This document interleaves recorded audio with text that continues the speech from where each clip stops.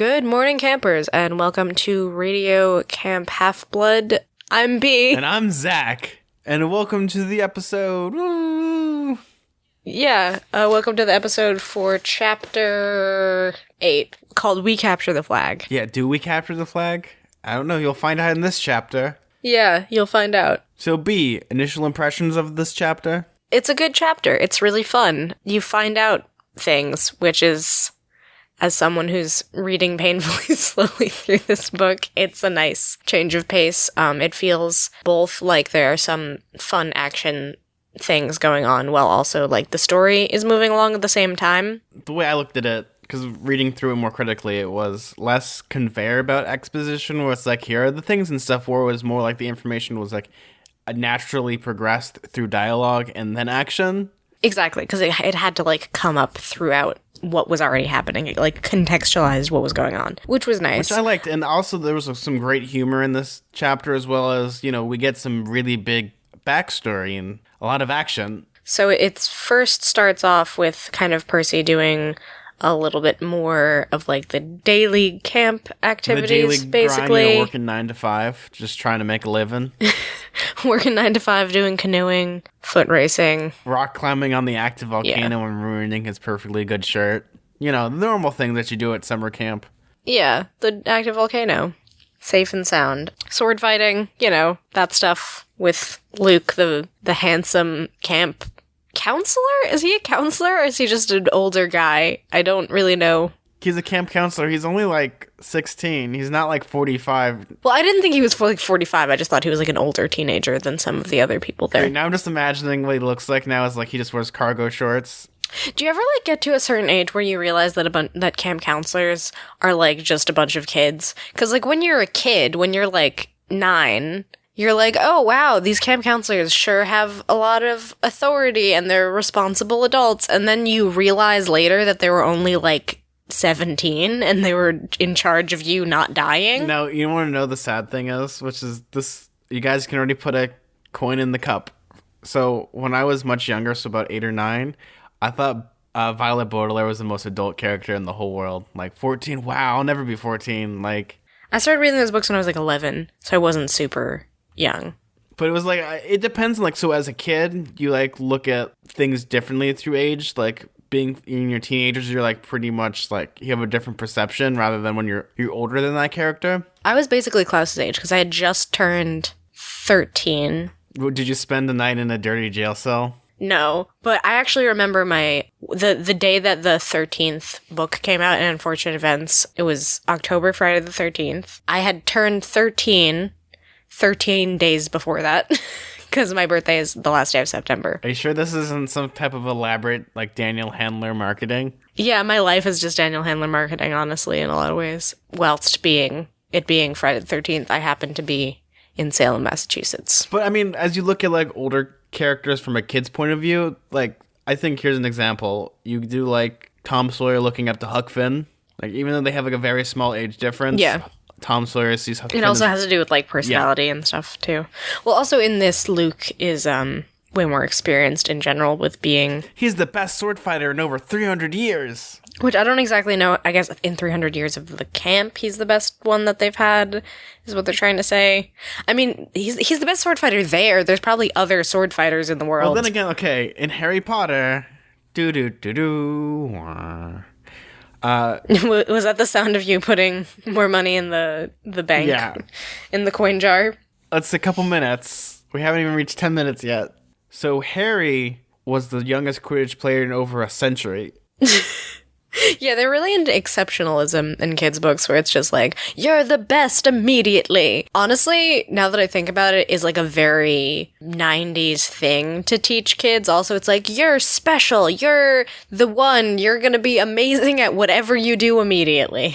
Because actually they do that with Percy. So as he's going around the camp, he's trying all these new activities such as archery and fails miserably. He tries running. He fails terribly. The only thing he's really good at is canoeing. I wonder why. But then again, it reminds me of a funny story. At Disneyland, they have canoes. And last time I went with my family, we are so disorganized that we started going in a circle because we all were paddling in the same direction. But, that's like the weird thing is Percy's like really good at canoeing. I don't know why. It must be something in the air. It's a mystery. It's a mystery. We have no way of knowing why this boy, who seems to have a proclivity, water-related things. They have like their camp activities and, finally, Percy starts talking to Grover again, and we get some more interesting facts about what happened to Grover after, he failed miserably. He starts also asking Grover about underworld things. Is that what we would refer to it, I guess? Yeah, like vampires and stuff. Oh, wait, that's a different underworld. Different underworld. Some strong questions about if it's possible to go to the underworld. Obviously, he has his mother in mind in terms of going on quests and things, and Grover gets really nervous about the idea of quests in general. Yeah, because it's like a catch-22 kind of, where it's like, yeah, you can go on a quest, but it could end in pretty much death and tragedy. Yeah, and then you're trapped in the underworld forever. Which I like how they had the famous Greek heroes and Harry Houdini. Like, that's kind of like they kind of start putting weird stuff like that in these books, where you'll have like famous people that they just start putting like... Yeah, that famous people are actually demigods or whatever, and that explains why they're able to do X, Y, and Z. Which I think is funny, but then again, I'm looking at it really critically because Harry Houdini was like, I don't believe in ghosts, and he would try to disprove seances and stuff. So this is hilarious. He goes to the land of the dead. But the thing is, weird thing about Harry Houdini, though, is that he also wanted to double check that seances were real, so because he wanted to talk to his mom. Was it his mom or was it his wife would do a seance to try and like contact him from beyond the grave, because they had like a secret code? So Harry Houdini originally, when his mom died, he started trying to do seances to talk to her, but then when Harry Houdini died, at a very young age, they started doing seances to try to talk to Houdini. But like he had like a code or something that... Yes. With his wife that's like, oh, you'll know if it's me and not some charlatan trying to whatever, because that was like also really common during the age. There's actually a really interesting book that Harry Houdini wrote all about breaking in and being a burglar. Wait, he was a burglar? I mean, of course he was. Like, that makes sense. Well, no, to be an escape artist, you pretty much have to be a professional burglar. So he actually wrote it for the police. Then we started learning about like kind of like more of the backstory of Grover and also Thalia. And how we start to learn about the big three. I'm doing quotation marks because it's really weird how they big three is Poseidon, Zeus, and Hades. And there's like some sort of agreement that happens at some point after World War II. Yes, because a bunch of the demigods were ruining the world, and I'm just thinking because they were getting it on too much, and they were like fighting, and they were just like, stop, and you're too powerful, and you're fighting all the time, and it's a whole thing. Here I am thinking about all the terribleness of the world. I'm just like, okay, which god had which kid? Because obviously it has to be Hitler, Stalin, and FDR. This is kind of what's hard about something like this. This reminded me a lot of the most recent Wonder Woman movie, right? Because there's like a whole thing about how like the god of Ares, god of war, like was actually what was motivating World War I to happen, and that's why there was so much like hatred in the world at the time or something. It kind of takes away a lot of the agency of like the actual world events that happen to try to make it like this weird, talking about World War II and how it's related to how Zeus and Hades and Poseidon like had their warring factions of children.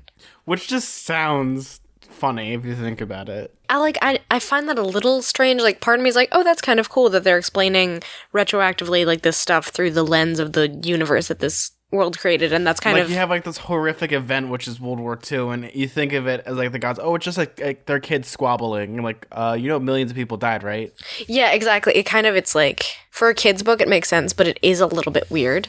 They make like an agreement that on the river Styx that they're not going to have children anymore because they're too powerful. And then Zeus, because of course Zeus, because he can't keep it, and he can't keep it in his lightning pants, and he just goes he just like he falls in love with like it. The way they describe it, it sounds like he fell in love with Cyndi Lauper. Wait, well, I guess if it happened in the 80s, then maybe. Yeah, like you said, 80s hairdo. And of course the first person I think of is Cyndi Lauper or Tina Turner.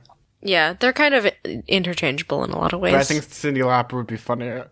Yeah, so they kind of like, of course it's Zeus that has to break this contract. Like, He's the one that probably like made this rule, and he's like, oh yeah, we were serious about that, guys. Yeah, he fails pretty quickly. Like, in terms of God years, it's a couple decades, but for him, it was pretty quickly that he's like, oops, there's a kid. Was it because of the 80s and jazzercise? Yeah, the alluring jazzercise really just... But anyway, he has a kid. The kid is named Talia, and she's born by Zeus and a mortal TV starlet. And Hades gets really angry about that. Rightfully so, honestly, because they had an agreement.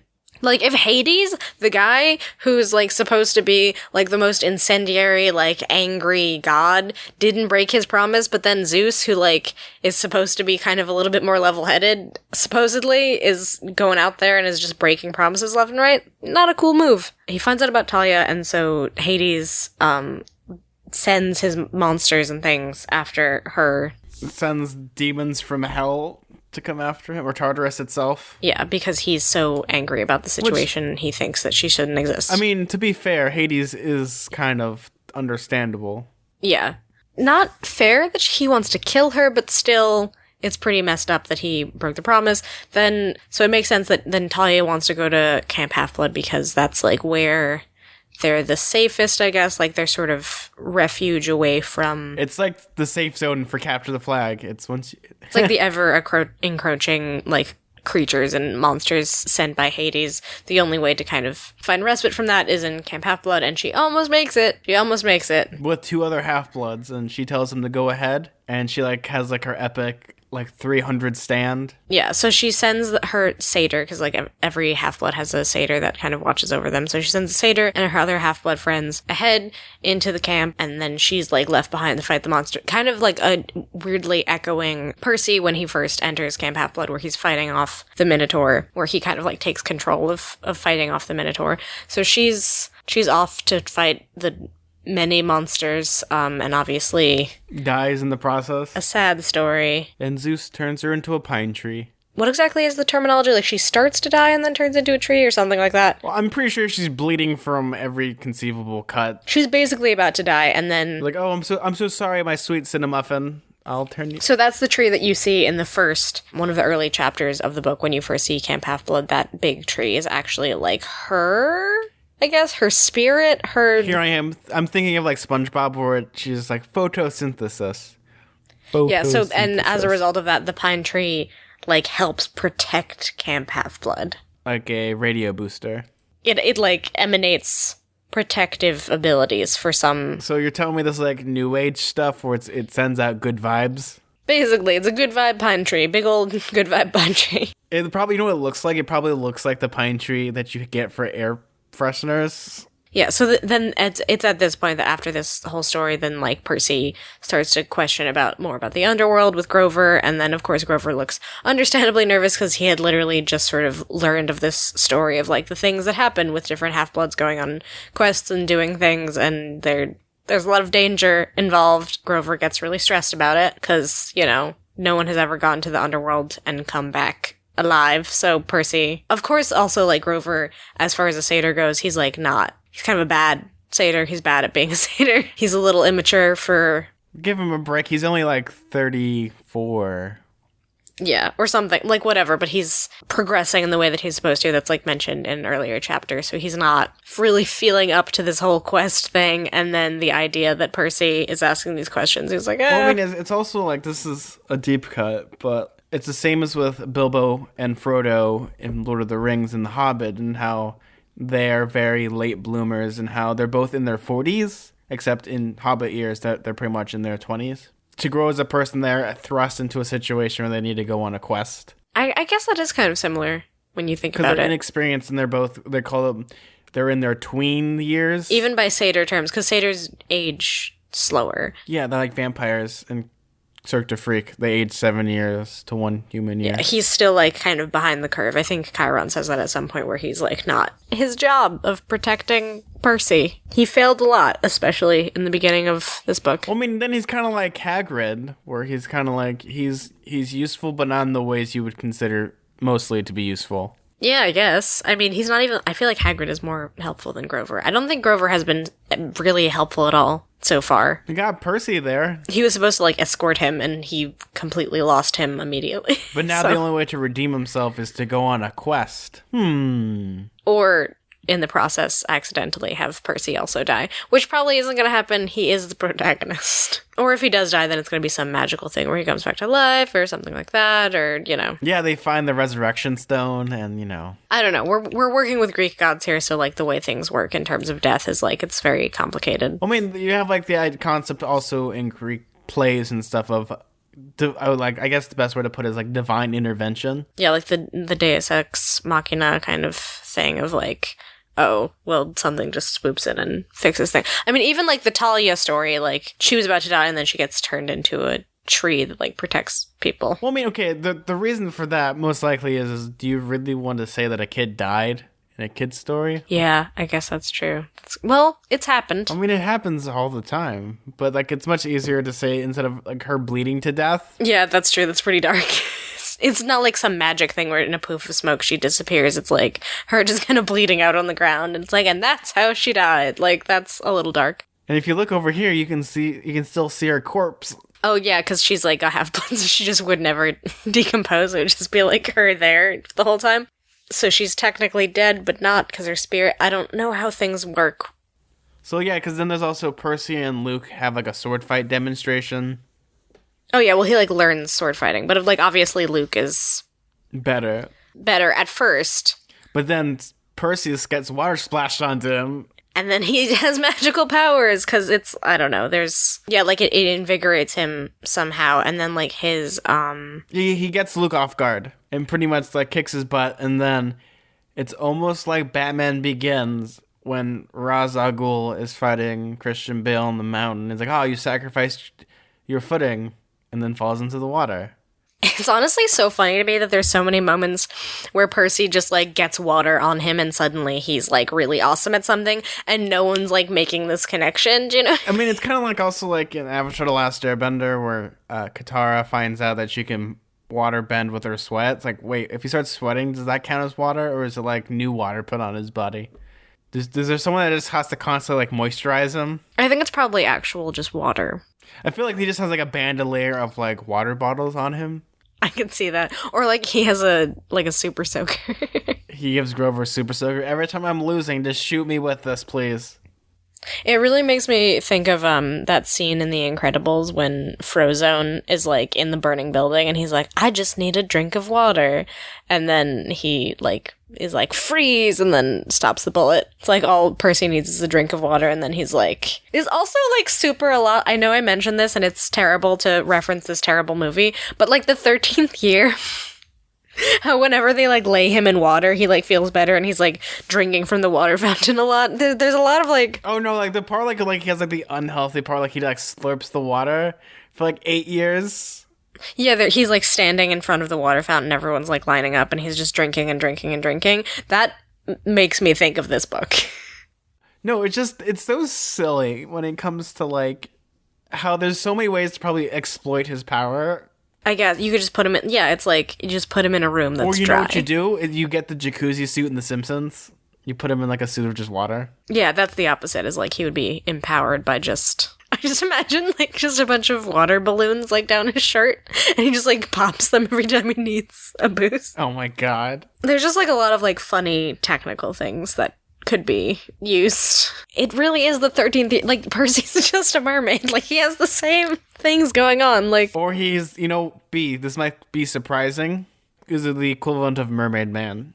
Yeah, he's Mermaid Man. He has to defeat evil. Evil! I just imagine a person's in the middle of the ocean. Let's get into the invisible boatmobile. Like I said, this comes back to the equivalent of Percy Jackson is a waterbender. And you just need the other 3 elements. Yeah, there's a lot of examples of water-based powers in popular culture, is what I'm saying. So there's a lot of reminiscent things going on. Yeah, because then, like, equivalently, like, he could be, like, a bloodbender.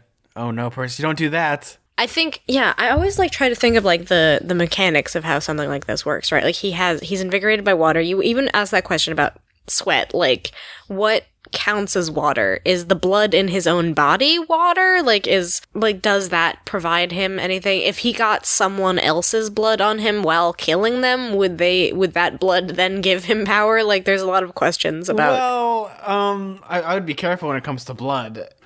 Or, like, anything else, like, whatever. If someone spit on him, would that give him energy to fight them? Okay, just imagine that, like, Grover, someone's spitting on him so he wins the fight. Like,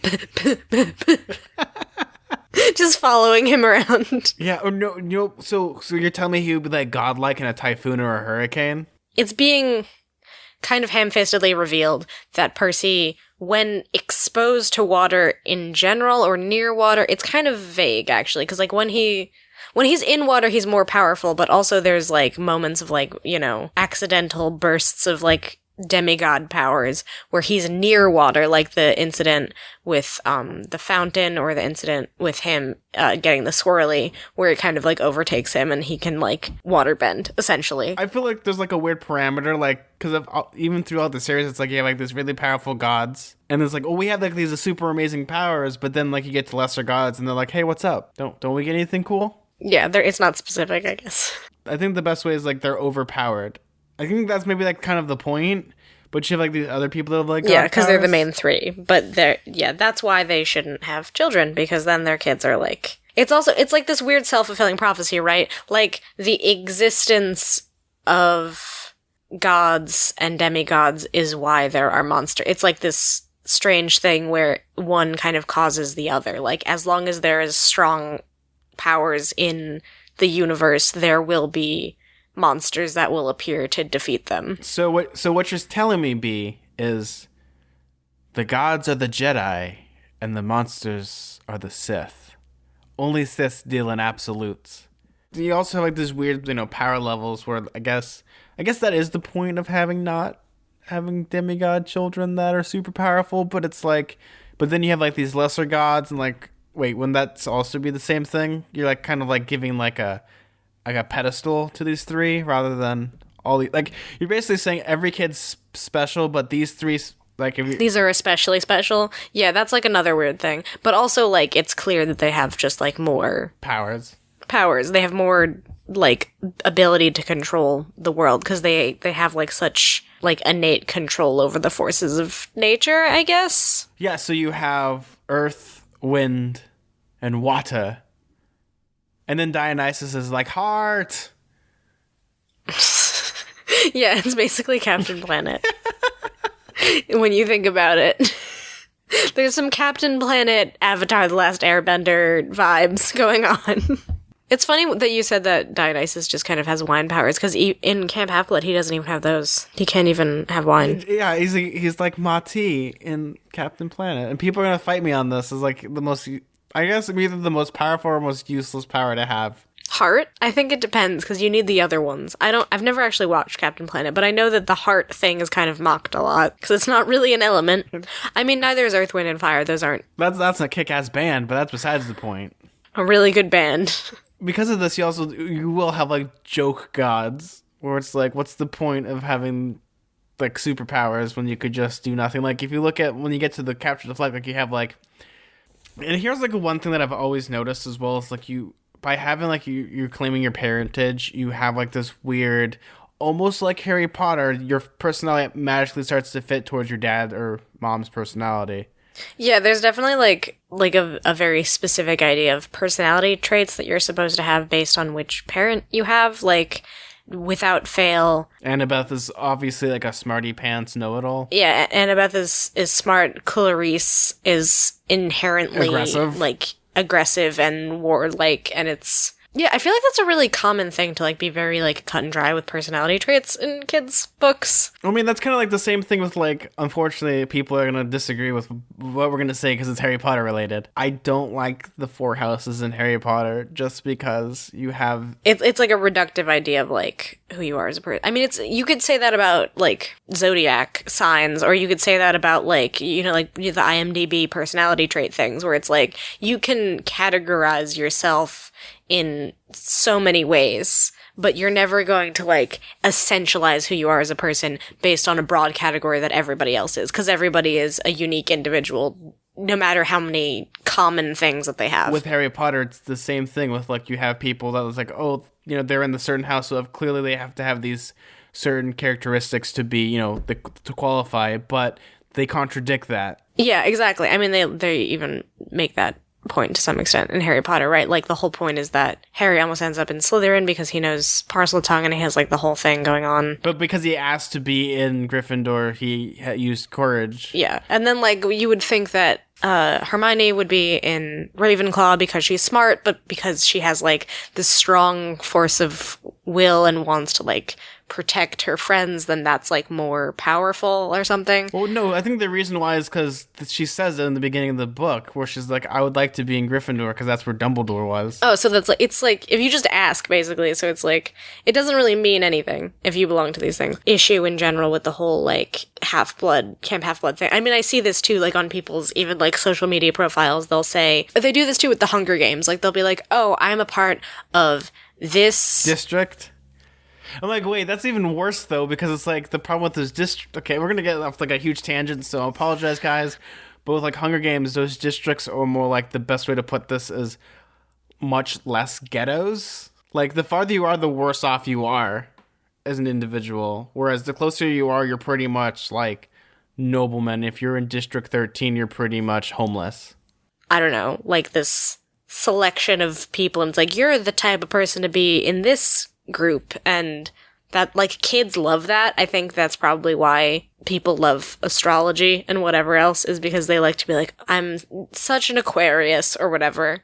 I mean, I guess Percy's such an Aquarius because he's... Well, it's kind of like, exactly, I'm going to give an equivalent now of Madame Lulu in Series of Unfortunate Events. Give the people what they want. If you have like a fortune teller that gives something that's very broad and you fill in all the blanks yourself, like, oh, I fit totally into this category.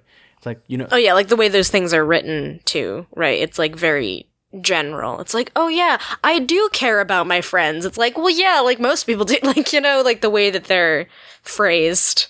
Like, most people could apply to a lot of different things. Because I don't know, I don't consider, you know, personality being, like, a genetic trait. I mean, I guess you're more likely to characterize being, like, imprinted on one parent or another. Yeah, I mean, I definitely...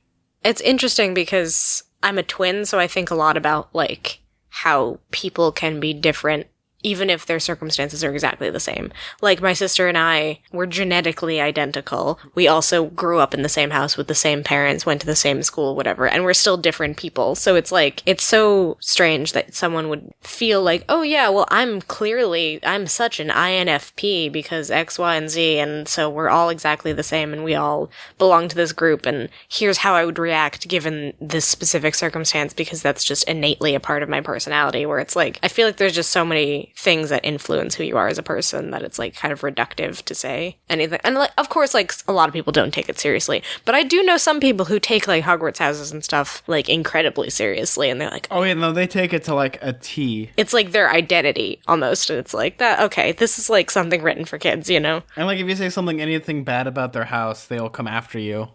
This is all fictional. This is all.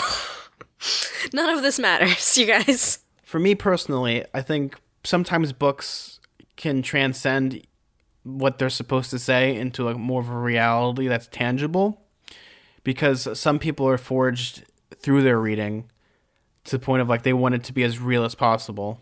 So, you know, having that connection between being a house and then trying to fit your characteristics between what you believe in, that can be helpful for people. Yeah, to like conceptualize your sense of self, which I think is probably why these kinds of things are really popular in kids' books, because I think when you are like a 12-year-old figuring out who you are in the world, it's really nice to be like, oh, I like belong with this group of people.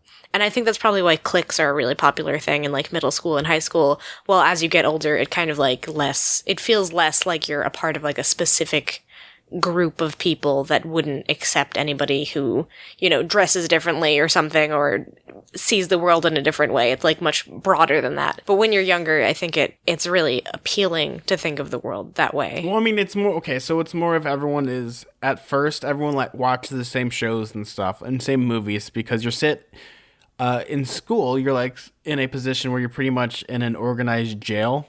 Yes, you have mandatory recess and food time.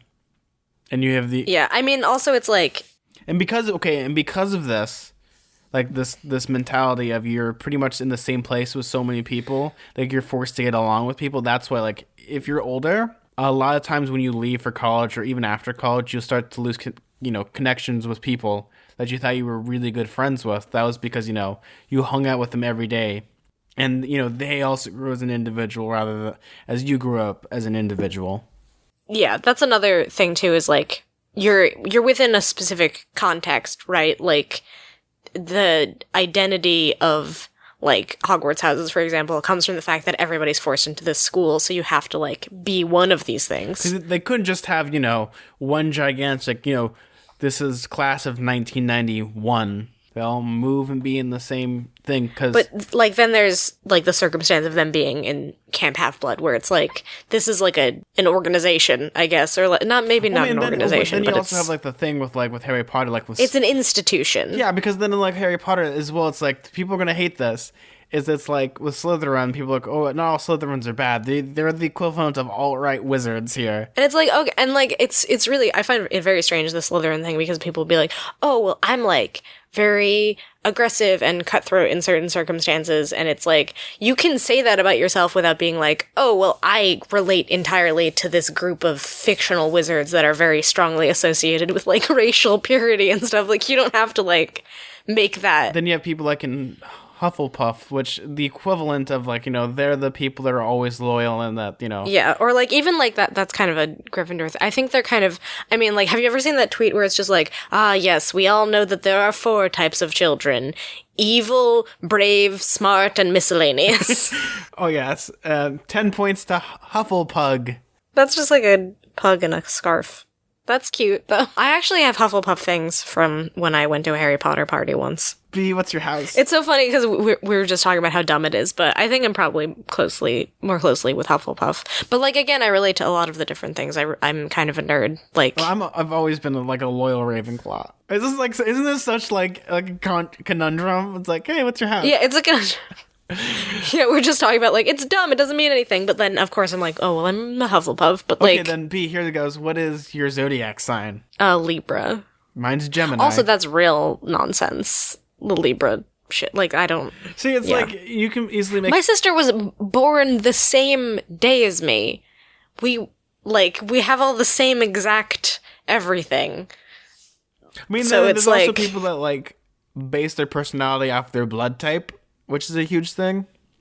Yeah, that sounds like very old-timey. It's like the age of bloodletting or something, where it's like, oh, yes, your blood determines who you are as a person, which is totally bonkers. But I think the point is, it's really interesting to see, like, how your parents, even though you don't know who your dad or mom is at times, you have characteristics of them through your personality.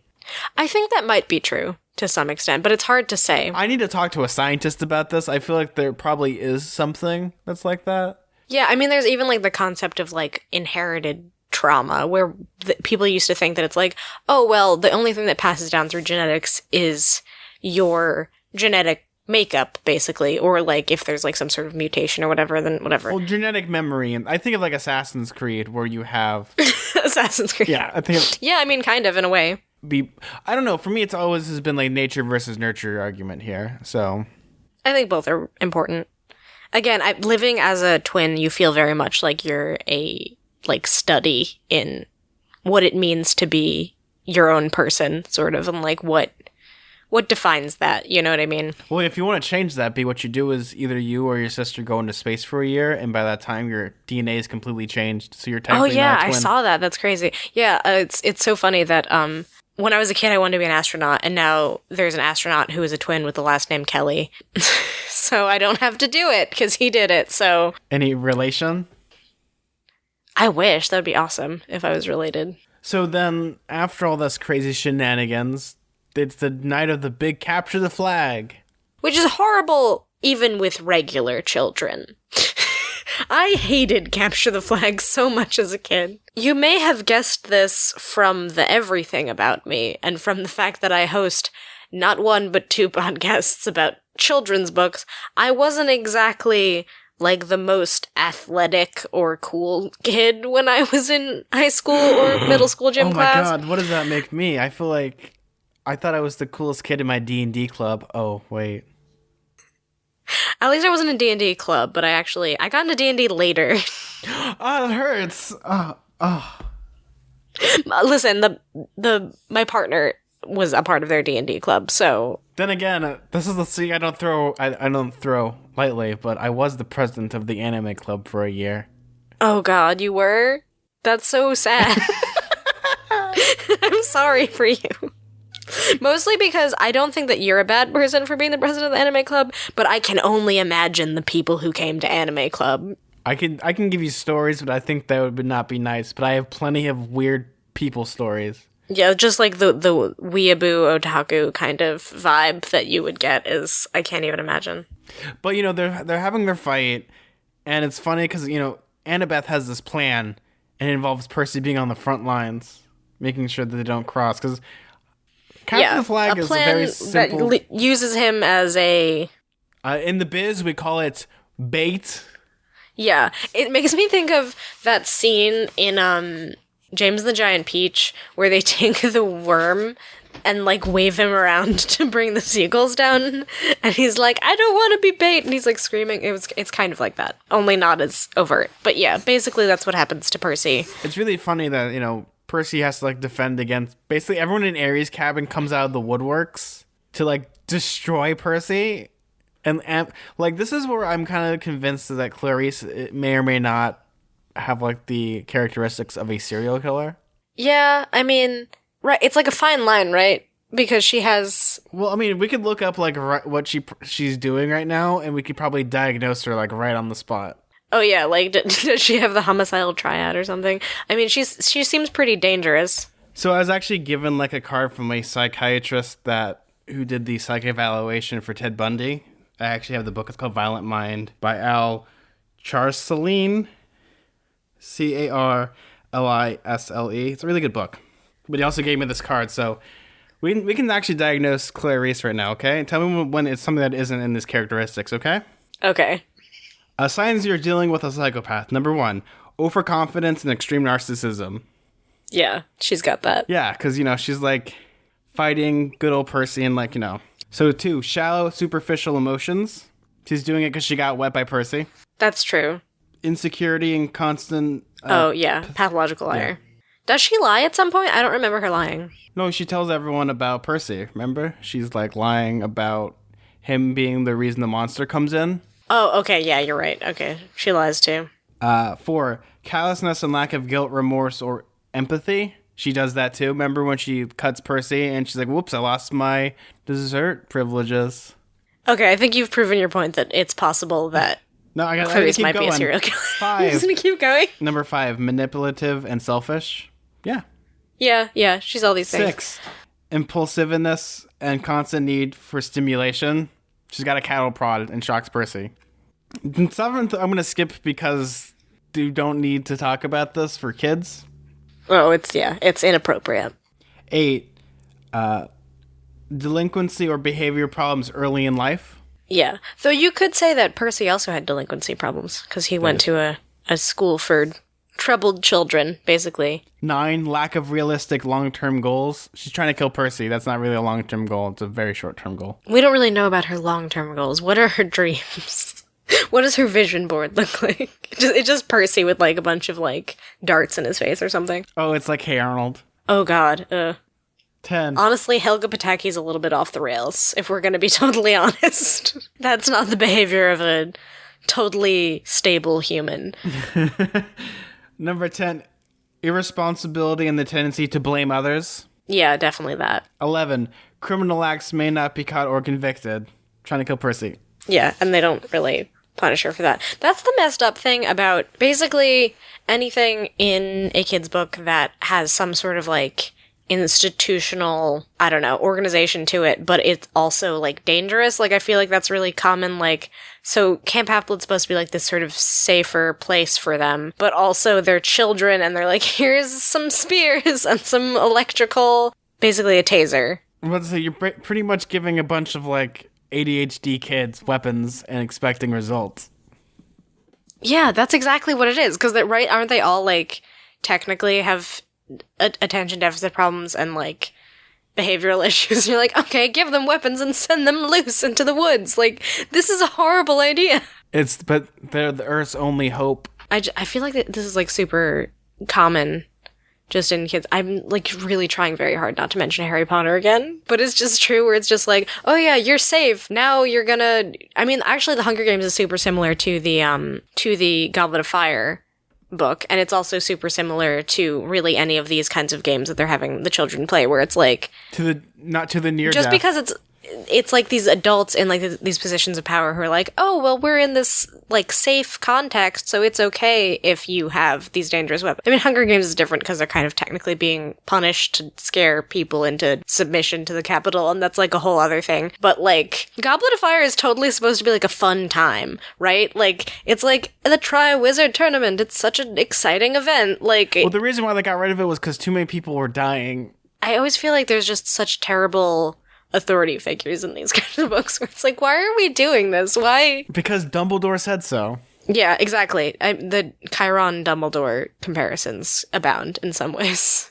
Where it's like, okay, you're afraid about people going out of Camp Half-Blood and like going on quests on their own, but you're also exposing them to a lot of danger just like within your walls, and not even in a way that's necessarily preparing them so much as like, it's not constructive criticism what we're trying to get here. Right, yeah. I thought that Camp Half-Blood was supposed to be for, like, I guess heroes isn't, I mean, like, they use hero to refer to Percy, right? So, like, it just seems a little out of whack that, like, Clarice would also be protected by the same things that Percy is when she's obviously has, like, way more dangerous impulses. She's more aggressive. I don't know. I wouldn't really call her a psychopath. I thought that was just fun to do, because... I mean, obviously, it's, like, complicated, too, because it's, like, you can't, like, necessarily... But she's eligible to be a psychopath. Yeah, she has a lot of dangerous qualities. Again, hard to do with, like, kids, maybe you're not too. B. She might change by the end of these books. Yeah, I've gotten that vibe, sort of, that she's set up to be, like, a dynamic character who kind of will eventually join Percy's side. Because, like, I don't think they're building her up to be the main antagonist in any way, so there's either she has to, like, kind of get on his side or get out of the way for his story to progress. The way I look at it is also Rick Riordan structures this one particular story off the original camp formula, like a kid goes to summer camp or something, and like he's the new kid, and you have the one bully character. Yeah, there's always the bully character, but like it's way more complicated when you have like magic stuff involved and like prophecies and quests and things. Like it becomes much more dangerous. It's not just like some jerk kid like pushing you down and giving you a swirly. It's like someone with an electric taser just chasing you around a field, and then the adults are like, yeah, this is normal. And she's like on the verge of killing him. Until he has his magic water moment. He has another one of those 13th year moments where water makes him super strong or whatever. This is where like the problem is like he becomes overpowered because he defeats like these 3 big burly people. Yeah, then he just like goes like buck wild basically. He just... He's a bucking bronco. Yeah, I mean, like, he just, like, gets overwhelmed with power when water touches it. It seems like such, like, like, the movie Signs? The one where the aliens, like, their weakness is water. It's, like... Water and wooden doors. It's such, like, a dumb weakness to have, is water, because it's everywhere. It's kind of also, like, a dumb thing that makes you powerful, because water is everywhere, but it's also easily... withheld from you. There's actually a theory to this, which I think was cut from the script because M. Night Shyamalan's a weirdo, which would have made this movie much more interesting. They're not aliens, but they're demons, because the whole character of Mel Gibson's character in that movie is he was a priest. He lost his faith. Yeah, that's a weird movie. I forgot about all that. And M. Night Shyamalan killed his wife. It's kind of always, like, a dumb weakness. But anyway, I just think it's, like, really funny that Percy just, like, has to touch water and it makes him really strong. Like, it's also, like, this is where in my brain it's, like, 300, where it's, like, slow-mo as, like, he's, like, beating the tar out of these people. And in the end, he still beats Clarice and destroys her cattle prod, and they win the game of Capture the Flag because Annabeth's plan was to distract them all with Percy. Yeah, this is also when you discover that he has, like, healing abilities, or like he's like very quickly heals because he gets like really badly wounded, and then he like looks down and then it's almost completely healed, which is kind of silly if you think about it, like, why is that like I guess maybe because you're Well, all like, water. I guess, like, the water heals him, right? Like, so he has to go back in the water for it to... Oh my god, I feel like we could also, like, make some connections to Shape of Water, too. Oh my god. Because he has, like, healing powers also. He's also a god. Oh my god. Wait, spoiler alert, you guys, if you haven't seen Shape of Water. Sorry, that's, like, kind of a recent movie, but... So as that's happening, everyone's gathering around, but they're not singing their campfire songs. They're CAMPFERESONG songs. Bum, bum, bum. No, so everyone starts to gather around. This is like the cinematic moment where it's a wide shot. Yeah, it's kind of dumb in a way because it's like, it feels like a very big reveal, but also if you've been paying attention at all, it's not a big reveal. That's where I'd have to be devil's advocate and say that most kids reading this don't really either don't know Greek mythology that well or don't understand context clues. They need to have it like straight up revealed, like in this big way. I mean, I may not have known the name Poseidon exactly when I was a kid, but I would have been like, okay, water god. Like, that would have been pieced together almost immediately. Any kid who's... Well, the first time, the reason why I didn't know. You didn't know, really? No. Maybe it's just, like, impossible for me to, like, place me in the position of a kid reading it for the first time. I guess it depends on the age you're reading it, but, there's just, like, so much heavy-handed foreshadowing. You gotta look at it this way. I just was talking to a little girl who knows nothing about any of the fairy tales, Grimm's fairy tales, Hans Christian Andersen. Like, you can ask them. She was surprised. I told her, like, because it was at Disney, and she didn't know what Little Red Riding Hood was. Oh, wow. And she was so shocked. Like, there's stuff like that. You'd be surprised. And I would put her at, like, 6 or 7. Wow, that kid's parents are kind of lame if she doesn't know any of those stories. Like, what is she watching or reading if she's never heard of Little Red Riding Hood? Like... So you'd be shocked. Shocked. That's, like, culturally, like, ubiquitous, those kinds of stories, though. Same as with Greek mythology. Yeah. That's what I'm saying, is, like, I think that maybe not every kid would realize that he's the kid of Poseidon, but a lot of kids would piece together the water connection, and there would be some kids for sure who would know the name Poseidon, because there's, like, kids who are really obsessed with mythology and stuff who know that stuff. Like, yep. For me, I was a dinosaur kid. I can tell you the difference between a T-Rex and a Gallimimus. Yeah, my cousin was a dinosaur kid. That's a good one. That's a good one to be when you're a kid, is a dinosaur kid. I was not that. Well, see, I grew up in the weird age where Yu-Gi-Oh! And the Mummy was prevalent, so Egyptian... Oh, yeah. And dinosaurs, and...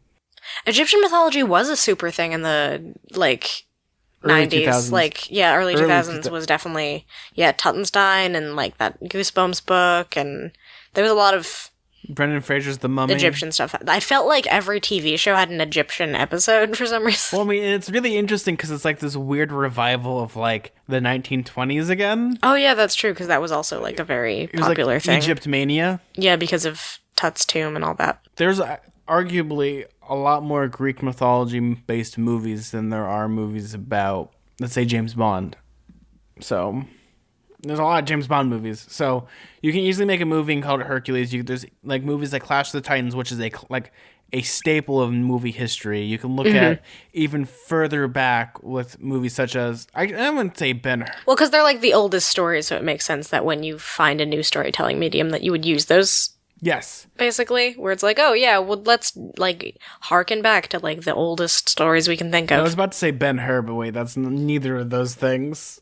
It depends. I think it's like a case-by-case study. For the most part, maybe kids would figure it out, but, you know. I don't mean to say that you were a dumb kid for not figuring it out either. I don't mean that to be the implication. I'm just, I guess for me, as an adult, let's just say that. I was president of the anime club, so we can argue who was a dumb kid. Or were you the smartest kid in the anime club, so therefore you were the smartest? Oh man. Tibbs Naruto headband. Wow.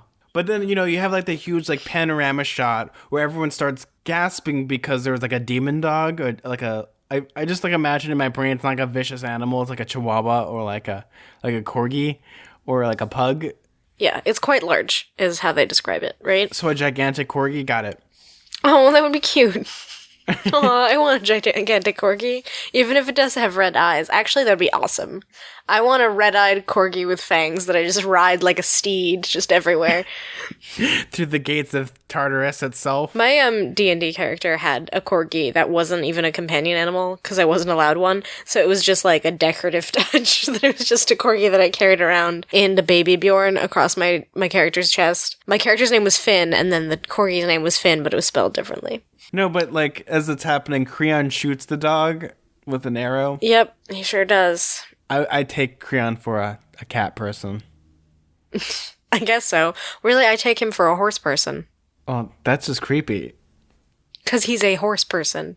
But then, that happens, and again, Clarice is trying to put blame onto Percy, and like, oh yeah, he's the one that let it in, because, you were right about that, B, because anyone can summon anything in this camp. That sounds like a really bad security measure, right? Like, for instance, I don't know. Well, I mean, it's like the equivalent of like Canadian jail, if you've seen an episode of Canadian Family Guy. jail? Yeah, it's like, there's like a skit in Family Guy where it's like, oh hey, like they're like to the prison guard, oh hey, we want to go outside and spread our legs, and like the prison guard's like, okay, just be back by 5. This is just like a very poorly run organization in general. It's like, okay, children, you have behavioral problems. Also, you all have magic powers and incredibly overpowered, actually pointy, dangerous, murderous weapons. Here are a bunch of dangerous monsters who live just outside of the gates of our little safe haven. All of you have the ability to summon them if you want to. Like, that's a bad idea. And also, they summon them for pranks and stuff. She's like, good goof, guys. Terry's dead. Yeah, right. It's like, that was a good one. Happy April Fools. That Minotaur sure did tear the stomach out of our best friend who can't ever be revived again. Like, it just doesn't seem like a good thing to give 12-year-olds the ability to do. Well, wait, it's either that or like originally it was probably like they gave them like 10 pounds of sugar and a super soaker. There's Percy's secret weapon. Actually, that would be the perfect secret weapon for him. Well, he compares just lying in water to eating espresso jelly beans. So how can he even take a bath without just destroying things every time? He's like, he breaks the bathtub. Yeah, like he sits down in the bathtub and it immediately just explodes with his power. Like, how does that work? See, this is why like a hurricane or something could be so powerful. He can't be next to a fountain without his powers taking over. I feel like there has to be like a limitation to this. I mean, I don't know, he's a demigod, so like, is there a limitation? Like, well, he's not gonna be like Goku and he's just gonna power up for like 10 episodes and then nothing happens. I mean, he doesn't even need to power up though, right? Like he just immediately emanates. Like someone like he's at dinner and like his mom accidentally spills his drink on him and then the whole table explodes. Yeah, it just doesn't seem like a very easily controlled power. Regardless. But that's when it's like, because Percy in the attempt gets injured by the demon corgi. It was trying to just, give him kisses. Aw. With its teeth. And it's like, quick, put him in the water. And like he heals up just okay because, you can't have mortal wounds or kids being horribly disfigured. Yeah, that would be kind of bad. My question is, other kids, do they heal quickly with other things? No, probably not. This is probably a Percy-only power. This is just a Percy thing. So it's like, okay, so they're all playing with real weapons, but they don't have, like, the ability to just, like, soak in some water and then heal immediately. So, like, they could definitely die. Someone gets their arm chopped off, and like, oh, 'tis but a scratch. Like, if you're Dionysus's kid, like, if you get hurt, do you just, like, drink wine and you're okay? Or you just sit in some wine? No, it's gonna be, like, Adventure Time where they just get, like, a flower for an arm or something. B. Then guess what happens? There's a big moment. What was that? There's a trident that appears behind him in the water. Okay, so it's revealed through a very obvious thing, through a trident that, like, as if you didn't need, like, a more obvious thing. You have to have a trident appeared behind him. You might as well, like, skywrite, like, his dad is Poseidon. Like, they're really giving you this one. And then it's like everyone like has the gasp moment, and then Creon's the one that has to like break the exposition even though he didn't really need to. Mm-hmm. Poseidon, said Creon, Earthshaker, Stormbringer, father of horses, hail Perseus Jackson, son of the sea god. The phrase father of horses is kind of funny. It just seems not consistent with the rest of the things that they're listing. It's like, father of horses. He sure liked horses. Like, that's okay. Well, I mean, Creon is half man, half horse. Does that mean that Poseidon is also his dad? Because he's father of horses. No. I'm just gonna say no. What does father of horses mean? Of all horses? He created horses. He just created horses. He created horses, yeah. Why did he create... What does that have to do with water? They'll explain it. Okay, I don't see the connection. Well, there are things called seahorses. So he created seahorses. And then, as we all know, seahorses evolved to be real horses. And then Tina Bell just started freaking out about them. So what did you think of this chapter, B? As I mentioned before, I really liked this chapter. It was fun and action-filled while also moving the story along. I really did feel a sense that, like, I just wanted them to reveal the Poseidon thing already, because there was just, like, so much lead up to it, and again, I don't know, if you're a kid, maybe it's not as obvious, but, like, especially reading this at such a slow pace, I just, like, wanted them to get cut to the chase already, basically. I mean, I think it's kind of funny the way we're doing, like, this sounded like a good idea in the beginning. I mean, for you, it's like you're kind of going on a nostalgia trip, so it's like, oh, I'll just casually read this chapter this week or whatever, and then, like, maybe remember or learn things I didn't notice at first. Like I'm just like the old man on the rocking chair reminiscing about his past. You're like, I remember when I first read this book, but, like, for me, it's like, I have, like, really no context for what's happening, so, like, as far as, like, pacing, it's hard for me to determine that, because I'm reading it much slower than even a child would. I guess, I mean, like, some kids, like, in class and stuff would read a chapter a week, right, and then talk about it. Or, like, their mom or dad would read them a chapter a night. This is, like, the highlight. Yeah, I guess that's true, but even then. Update on me and Rosie reading a book. We're almost done with Half-Blood Prince. I don't know what we're going to read after this, though, but we'll figure it out. We'll take suggestions. What book should I read to my dog next?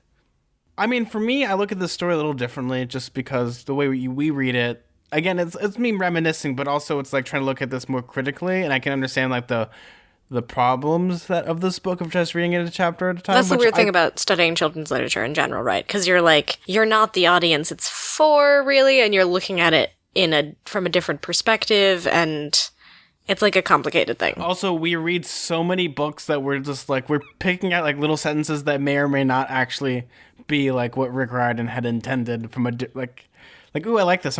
It's like, because that's the interesting thing about writing books is that you might pick and choose things from other books to put into your book. I mean, there's definitely an inherent from the Percy Jackson series to other stories, because it's literally based off of mythology, which is like the oldest of stories. So it's steeped in a lot of specific storytelling traditions and stuff. So it's easy to like. And I liked it. I think there's a lot of great elements of the story. We get like a backstory about the Great Three, which is going to play a big role through the series. Obviously, we get a sense of, we learn about Thalia and I liked them going into that story and giving us a little bit more background about that and how Grover feels about like going on quests and what can happen to, like, they're kind of like setting up how quests are going to be and how, like, in reality people want to go on them but not really when you're actually in them. Yeah, and it also involves a great sacrifice a lot of the time. As well as, like, you're setting up actually, like, a realistic thing of, like, not saying, like, oh, they just disappear. Like, no, like, kids straight up die going on quests. Yeah, or they become a pine tree. Or I guess they die and they do both. They die and become a pine tree. No, I think there's some great elements to the story so far, as well as we're finally getting into literally the next chapter as I take on a quest. The chapter titles are either incredibly literal or, like, a joke that is the opposite of literal. So it's just, like... Well, it makes you, like, wonder, like, where the chapter name comes into play. Like, We Capture a Flag is, like... it's funny... Technically, they do capture the flag. It's funny because it's literal, but also it's, like, the way that they get there is, like, so crazy, right? Like, it's funny that it's such an understated title for what actually happens. Meanwhile, there's, like, other things there where it's just, like, oh... I become the toilet god or whatever, which is like a jokey thing to say. I mean, it's such like a kid's thing to do of having like serious, not serious titles for chapters. What did you think of this chapter in general? Like, did you... Oh, I think it's really nice. I think there's a lot of great, like, we finally gotten to the point of where our adventure can kick off. It's going to be the Bon Voyage. So you're basically admitting that they're about to leave. Like, the quest is going to immediately happen? I mean, obviously, the name of the chapter is I'm on.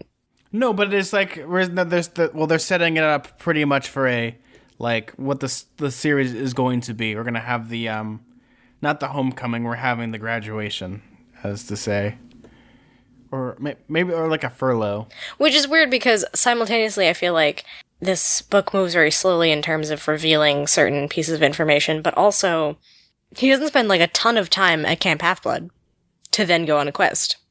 Like, he hasn't done a ton of training. Has he been there for like, what, a week? Like, maybe 4 days. Yeah, like not even a week. I mean, Luke Skywalker only had like 4 days of training before Obi-Wan Kenobi died. I can't ask you anything because you already know what happens, but I think that we're looking at it in much more of a critical eye. It becomes much more of an interesting story because I've read it so many times. Like, my original book is pretty much all the pages are tissue paper at this point. What do you think is going to happen next chapter? Because now that we know reality drop, guys, Poseidon is Percy's dad. The thing is, like, the name of the next chapter is like we go on a quest. What is it? The gang goes on a quest. This isn't Always Sunny. I am offered a quest. Which is a very complicated phrasing, right? Like, it's... Well, it could be, or like, again, it could be like a literal thing. I'm sure that it applies to the literal quest he's going on, but I don't know what's going to happen in regards to that. The quest has to be that he wants to go and get his mom from the underworld. Annabeth is involved somehow because she's been waiting for him all this time, like a person who's supposed to be involved in, like, her destiny. There is a lot you'll be able to see, as well as, from what we've read... there's a lot of context clues already, so if you were to go back, you could probably understand what's going on and what's happening. I think, wasn't it, like, implied, though, that she thought that he was Zeus's kid? Because he was so overpowered? Yeah, that could be one thing, yeah. But this is worse. He's Poseidon's kid. And why is that worse? Because another person has broken the pact. I don't know what's going to happen next. I mean, I guess to some extent, he's been asking a lot of questions about, like, the underworld and stuff, so something with the underworld is probably going to happen. He wants to gonna fight go there and it's going to be again, a lot of cheap CGI. Not that kind of underworld. Oh, sorry. You know, like, smooth-talking Hades with his blue flames for hair, and I feel like he's not really trained enough to go on a quest. I can't imagine, like, what he would even do. But then also the book has hinted at his ability to... just sort of fall into a heroic role in a way that he didn't expect. I mean, you're always going to be right about what's going to happen in the books, because you know what. Sometimes you completely forget, and you're like, okay. Yeah, I think Percy and Annabeth, they're going to team up. Maybe Grover will be involved. Same Half-Blood time, same Half-Blood channel. So in the last week, we've actually gotten a lot of reviews, and we're actually up to 19 stars on iTunes. So nice. Well, 19 5-star reviews, so 5 times 19. I can't do math. It's a lot. Thank you. And we finally got our first 2-star review today, so that made me happy. Oh, we did? Yeah. Yeah. I feel like maybe there's just one person going through all of my podcasts and giving them 2 stars. Wasn't there like a new one that came up for yours? Is like they talk too much? Yeah. There was someone who was just like, yeah, they talk too much on this podcast. I don't know what a podcast consists of other than talking. I don't know what that means. So we have one from Squirrel Girl 1126Q. An amazing walk through memory lane. I really love the podcast. It's so much fun remembering my childhood book series. This very thorough analysis keeps bringing back so many memories. I love these books, and now I look back on older eyes, and you were both so insightful, clever, and hilarious. Love the layout of the podcast. Keep up the great work. Thank you. Such a nice, well thought out review. So we actually have another review from Danny K. Love it. This is the Percy Jackson podcast. Like the Danny Kaye who tap danced with Bing Crosby? You know, I was thinking that. That could be it. Or it's like Little Orphan Annie. Great, now I'm thinking of tap dancing. Our tap dancing ballerina, veterinarian, fairy princess, astronaut. Okay, what does the review say? From the possibly dead Danny Kaye. It could be Danny Kaye. We could actually be interviewed by a celebrity. Wait, is it K the initial or Kaye? K the initial. It still could be him. Hey, this is a review, guys. This could be a celebrity. Danny Kaye, in my eyes, you're already a celebrity if you're leaving us a review. This is the Percy Jackson podcast that I had forgotten I'd always wanted. Oh, that's a nice review. And we love reviews like that. Like, especially like when it comes to people, you know, taking their time out of their busy days to like leave us a review. Even if it's a couple words, it means a lot to us. Yeah, it's really thoughtful. I'm really honestly surprised that there isn't a Percy Jackson podcast other than us. I do know that there was like one for like a hot minute a couple years ago that is gone. Well, I mean, I think it's now. like, I think the reason it is, and I think a lot when it comes to stuff like this, is that the way we're doing our podcast is a little different compared to other people because we're looking at it from longevity rather than these people really just want to talk about the books, so they'll talk about like the ships and all the stuff, and then after like an episode or two, they'll like, what else do we talk about? Yeah, I guess that's true. Or like we're also doing it chapter by chapter, which gives it a little bit more longevity of like, yeah. And also we're also two nerds that are literally talking about books like constantly. Yeah, we can't stop ourselves from talking about books. We can't do it. It's physically impossible. We're not going to like Book Readers Anonymous. Yeah, I've seen your book collection, so yeah. I mean, like also because when I moved into my apartment, my partner brought their books along too, so we were just like, our apartment's 99% shelves just with books on it. Just, this surface could have a book on it. Let's put the book there. Like a lot of the times with our podcast, I guess this could be like a little bit of a warning. I guess with the 2-star review is like we're not going to be the typical Percy Jackson podcast where we're going to be talking just about the books in general. We're going to be. Wait, did someone write something for the 2-star review, or is it just? No, I'm just going to assume this is what the 2-star review is for. Mm-hmm. Is like we like talking about Percy Jackson, but we're going to talk about it in a way that we both feel comfortable talking about it, and we like talking. Within the context of stuff, yeah. It's not going to be like, I love Percy Jackson. Like, this isn't like just a fan cast, I guess, to talk about how great it is, if that makes sense. No, because we can look at these books in a completely different light, as well as, for us, it's a good vehicle to talk about other kids' books, because, there's a lot that goes on, but chapter by chapter, we could have 20-minute episodes, and people might not find that interesting. Yeah, I guess that's true. Especially probably if you are already really into Percy Jackson stuff and we're going kind of excruciatingly through every detail. And also, both of us, I would consider, have a lot to say about kids' books and Percy Jackson. Maybe not me, Percy Jackson specifically, because I only know what we've read so far, but... But we're getting more of insight into... For me, I'm looking at it in a completely different light than you are, so... I might have a little bit of a bias when it comes to Percy Jackson because these books mean so much to me. So when I come to things like everything's awesome, but not really. Yeah, it's so funny how when I first decided to like study children's literature, that I had like this advisor who was just like, "All right, you're gonna have to be prepared to not be nostalgic about these things and to not look at it as just children's books. You have to like look at them the way you would look at any other book." And it was like, she was like very intense about it because she had obviously maybe dealt with a bunch of people who had before kind of come to her just being like, "Oh, well, I really like these books, so I just want to study them." And it's like, that's like not really, you can't come at it a way where it's like, I'm afraid to ruin this by looking too closely, basically. For me, when it comes to movies and stuff, I don't mind if people spoil books or stuff for me because it makes me want to read them more. You try to figure out, like, okay, how is this going to end and how all these plots are going to thread into this. That's what I like. I always read the last page of the book before I start reading it. Really? You do that? Yeah. I feel like I would only do that in the middle of reading if I got really stressed about something and just had to make sure someone didn't die. No, I just like it because for me, I've always been a person that likes deconstructing things and then building them back up. That's always been my thing. Also, arguably, if something really hinges on the ability to... If the enjoyment of something completely hinges on, like, a twist or something that you don't know beforehand, then, like, it's not probably super well written. Like, if it's just based on, like, a twist or something. I mean, like, M. Night Shyamalan is, like, a perfect example of that, where it's like, you can't just be like, you didn't know the thing that happened, and that's what made it good. And it's like... No, especially, like, when it comes to, like, for me, I used to, like, pour over watching magic on TV as well. Like, I'd watch, like, frame by frame to see how they did it. As well as, like, for me, when it comes to building stuff and watching special effects, I get bored watching movies. I want to know how their effects are made. I've always been like the wizard in The Wizard of Oz. Not James Franco's, because he's kind of a wimp, but like being the man behind the curtain has been something that has always interested me. Are those the only 2 reviews we got this week? Yes. Okay.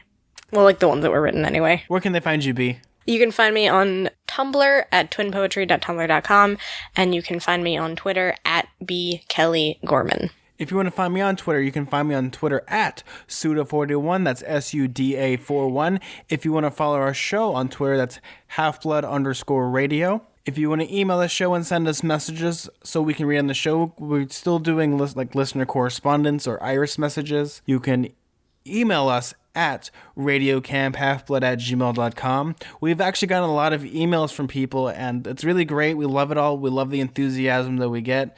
We'd love to read your questions on the show, but we also appreciate, messaging in and telling us how much our show means to you, so thank you for that. Like always, we're on every podcasting place imaginable, some on the moon. Literally everywhere. If you have a device that can listen to podcasts, then you can listen to us, probably. I'm sure the Elon Musk car that's going into space right now is listening to us right now, so anything's possible. That would be awesome. Can you imagine if you're the first podcast listened to in space? Wait, have they listened to podcasts in space? I don't know if that's been a thing yet. Probably, yeah. You probably get bored. No, actually that car Elon Musk shot into space is playing nothing but David Bowie. Oh, yeah, I heard that. I think that wraps up this episode. We did it. I think we did it. Woo! Next week we're going to be getting all the answers or all the wrong questions. Well, not all the answers. The answers to the next chapter we'll get next week. The answer to the question, what happens in the next chapter? 42. Life, the universe, and everything. Well, I'm Zach. I'm B. And keep staying mortal. Bye.